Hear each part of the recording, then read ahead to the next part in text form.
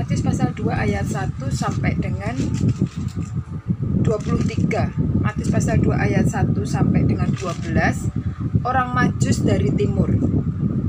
Sesudah Yesus dilahirkan di Betlehem di tanah Yudea pada zaman Raja Herodes, datanglah orang-orang Majus dari timur ke Yerusalem dan bertanya-tanya, "Di manakah dia, raja orang Yahudi yang baru dilahirkan itu? Kami telah melihat bintangnya di timur dan kami datang untuk menyembah dia."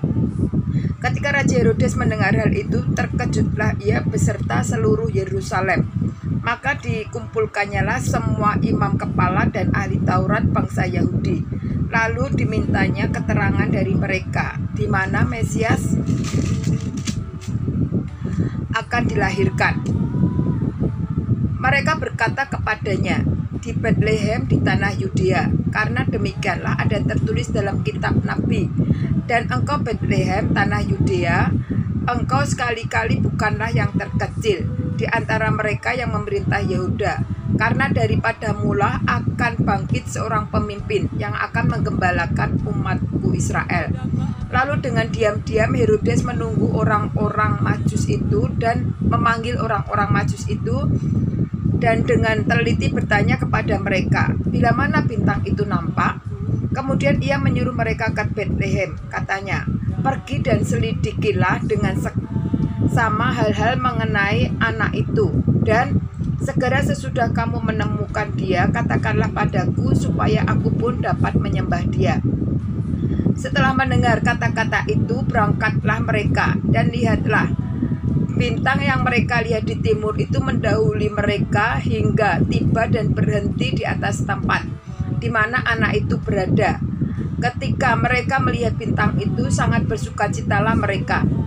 Maka masuklah mereka ke dalam rumah itu dan melihat anak itu bersama Maria, ibunya, lalu sujud menyembah dia.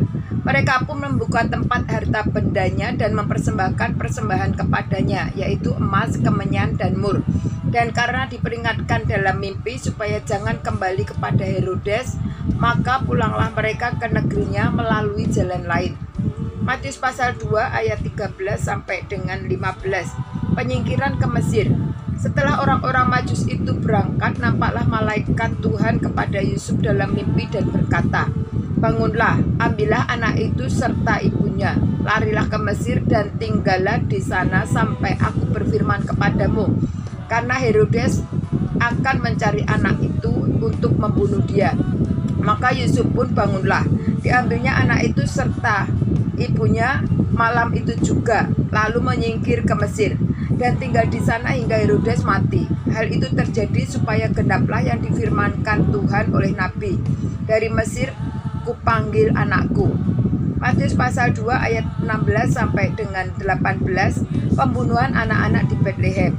Ketika Herodes tahu bahwa ia telah diperlakukan oleh orang-orang Majus itu, diperdayakan oleh orang-orang Majus itu, ia sangat marah. Lalu ia menyuruh membunuh semua anak di Betlehem dan sekitarnya, yaitu anak-anak yang berumur 2 tahun ke bawah, sesuai dengan waktu yang dapat diketahuinya dari orang-orang Majus itu.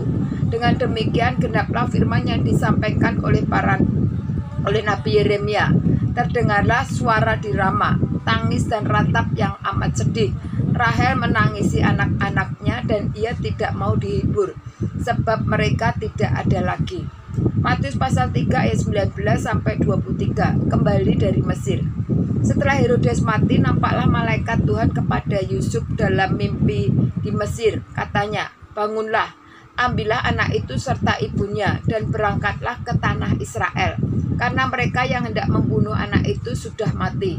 Lalu Yusuf pun bangunlah, diambilnya anak itu serta ibunya dan pergi ke tanah Israel.